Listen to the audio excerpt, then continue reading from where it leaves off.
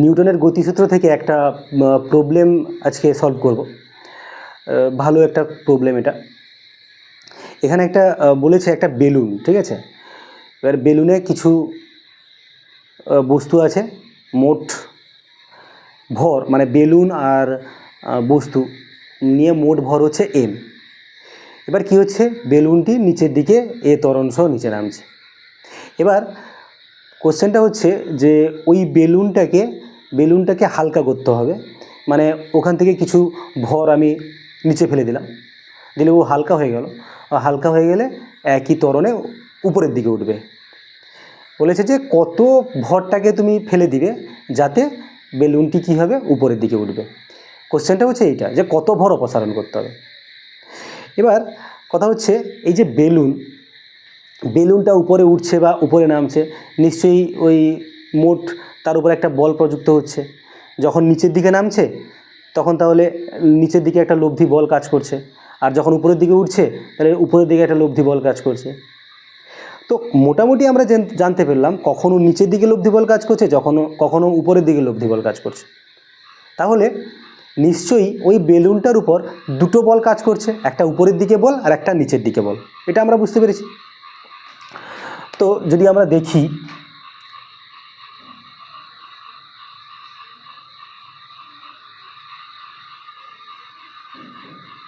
ঠিক আছে, এবার এই বেলুনের সঙ্গে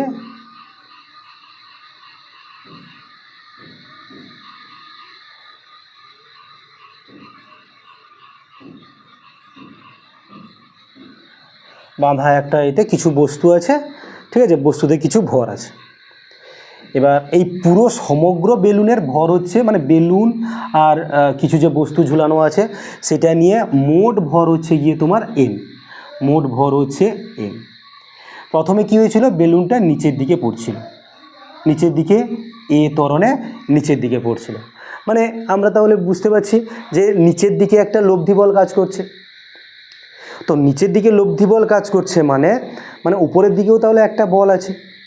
অবশ্যই উপরের দিকেও একটা বল থাকবে, নিচের দিকেও একটা বল থাকবে।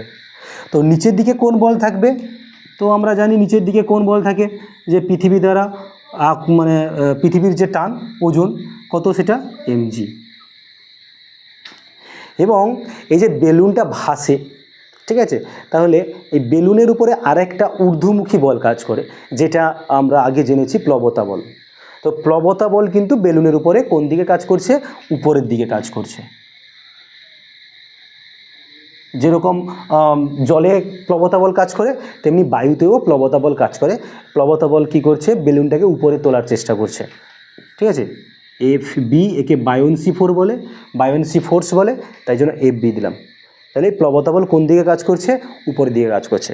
এবার এই যে প্লবতা বলটা না, প্লবতা বল কী করে, যে এই যে বেলুনটা কত আয়তনের বাতাসকে সরিয়ে দিবে, ঠিক আছে। ওই যে অপসারিত বাতাসের ওজনের উপরে প্লবতা বল নির্ভর করে। এবার যেহেতু দেখো এখানে বেলুনের আয়তনটা সবসময় একই আছে, মানে প্লবতা বলটা এখানে কিন্তু কী থাকবে, ধ্রুবক থাকবে, ঠিক আছে। এবার দেখো প্রথমে কি হচ্ছে, বেলুনটা কি হচ্ছে, নিচের দিকে নামছে। তো বেলুনটা নিচের দিকে নামার কথার অর্থ হচ্ছে তাহলে mg আর FBর মধ্যে mg বলটা বেশি, যার জন্য নিচের দিকে পড়ছে, মানে বেলুনটা একটু ভারী ছিল। ওকে, এবারে এটাকে যদি উপরে উঠতে হয় সাধারণত তাহলে আমরা কি করব, তাহলে বেলুনটাকে হালকা করব, মানে কিছু পরিমাণ বস্তু ফেলে দেব, ঠিক আছে। আমরা ধরলাম যে m1 ভরকে অপসারণ করলাম, m1 ভর অপসারণ করলাম,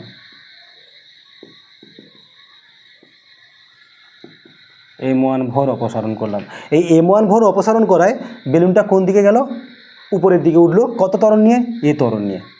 এখনও কিন্তু প্লবতা বল কত, এখনও কিন্তু সেই প্লবতা বল FB কাজ করছে, কিন্তু নিচের দিকে ওজন কত হয়ে গেছে, এখন কিন্তু ভর হচ্ছে m-m1 × g। কেন, কারণ হচ্ছে আমি m1 ভর অপসারিত করে দিয়েছি। ওকে, তাহলে এই দুটোর ক্ষেত্রে আমরা কি করব, নিউটনের ওই দ্বিতীয় গতিসূত্রটা অ্যাপ্লাই করব, দিয়ে কার মান বার করব, m1 এর মান বার করব। প্রথম দেখো এর ক্ষেত্রে গতিসূত্রটা যদি অ্যাপ্লাই করি, দেখো এখানে ত্বরণ নিচের দিকে হচ্ছে মানে কোন বলটা বেশি, mg বলটা বেশি, তাহলে এখানে হবে mg বড়, mg মাইনাস, তাহলে fb সমান হবে m ইন্টু এ, তাহলে লব্ধি বল সমান m ইন্টু এ। এখান থেকে fb বার করো, fb সমান হচ্ছে তাহলে mg মাইনাস ma।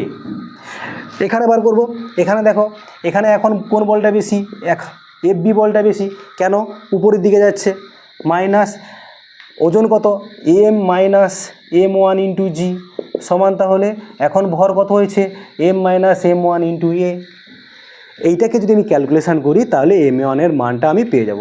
fbর মান বসিয়ে দিই, fbর মান কত mg মাইনাস ma, এখান থেকে করি মাইনাস mg মাইনাস হচ্ছে প্লাস m1g, এখানে হচ্ছে m মাইনাস m1a। এবার mg কাটছে, ঠিক আছে, এবার কাজ করছি, এটা ma হবে, এটা ma, তাহলে এই maটাকে সেদিকে নিয়ে চলে যাব, আচ্ছা m1 এইটাকে নিয়ে আসবো, তাহলে m1g এটা এলে প্লাস m1a সমান এটা 2ma হয়ে যাবে, মানে এখানে ma আর মাইনাস ma এদিকে গেল 2ma হয়ে গেল, তাহলে m1 common now, g plus a 2ma, তাহলে m1 সমান আমরা পাচ্ছি 2ma by g plus a। তাহলে এতটা পরিমাণ আমি যদি ভরকে ফেলে দিই তাহলে বেলুনটি আবার সেই একই ত্বরণ নিয়ে উপরে উঠবে, ঠিক আছে। মোটামুটি বেলুনটা ওঠা নামার ক্ষেত্রে এই দুটা বলই কাজ করছে। যদি এই বলটা বেশি হয় তাহলে বেলুনটা উপরে উঠবে, এই বলটা বেশি হলে বেলুনটা নিচে। আর একটাই কনসেপ্ট যে এফবি কিন্তু কনস্ট্যান্ট আছে, এফবিটা কনস্ট্যান্ট, এফবিটা কিন্তু চেঞ্জ হচ্ছে না। তো চেঞ্জ করতে হলে তোমাকে কি করতে হবে, ওই ভরটা ফেলে হালকা করতে হবে, দিলে উপরে উঠবে, ঠিক আছে। থাক।